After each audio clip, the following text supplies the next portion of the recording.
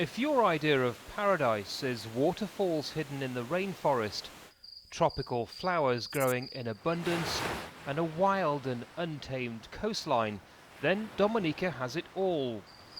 This Caribbean island has no resorts or hordes of tourists. It's been this way for centuries. And that's just how its indigenous people like it. These are the Kalinago or Carib people of Dominica, singing ancient songs from their ancestors' past. There are around 3,000 in Dominica, but to some, their very survival is now in question. The impact of colonization have in fact impacted so strong on us that if we do not take steps to protect the race, it will be soon extinct. And that is a big concern to me and to every Kalinago who thinks Kalinago. The chief's solution is simple. He's strongly urging the Kalinago to only marry each other. I cannot tell you who to love. Neither can you tell me who to love.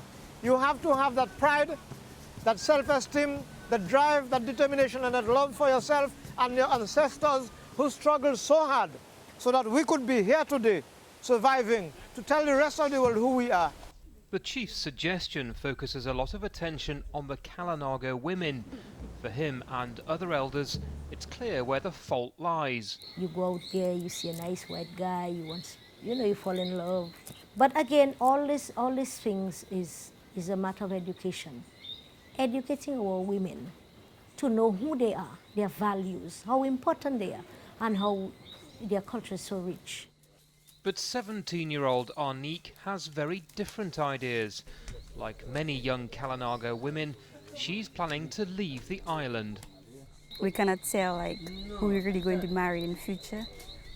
They want us to stay here, to marry in our own tribe, Kalinago, but I don't think that'll happen because it's already happening that we're marrying outsiders.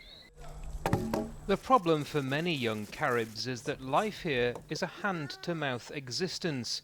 Many are drawn to the capital, Rousseau, and beyond. But there is some hope for those who choose to stay. Cruise ships like this one dock here once a week, and there are 3,000 passengers on board. One of the biggest complaints the Kalinago people have is a lack of money. But there is a huge potential market right here. A market that the Kalinago are keen to exploit at their cultural village. Visitors can see firsthand the skills passed down through the generations. And if it's revenue that's needed, young men like Che are their best hope. This is what we have here. It is chamomile, and it is also a herb which is being used as part of our soothing and calming tea. Che plans to market Kalinago tea, a business he sees as vital for his people's future. Some of our goals as well are basically to also develop policies as it relates to also helping developing policies as it relates to the better management of our culture, betterment of our culture and heritage, and also to basically get people to be more aware. So as global influences begin to change the lives of the Kalinago, there's little doubt challenges lay ahead. But where does that leave Chief Williams and his idea that the Caribs only marry each other?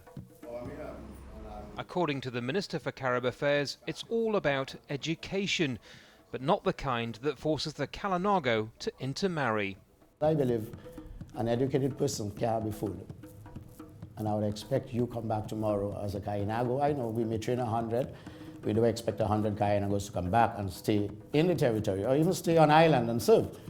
I mean, some will always go to greener pastures, but Lord have mercy, out of 100, if we get half of those deciding, I want to stay in the Kalinago country, I want to set up my own business, I want to be a professional here, I believe we will see a change in the Carib territory.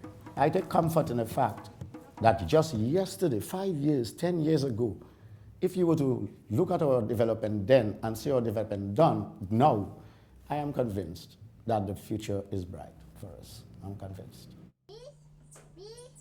The Kalinago have survived for thousands of years and for the most part kept their way of life intact. It's clear their future is now in the hands of the next generation. Andy Gallagher, BBC News, Dominica.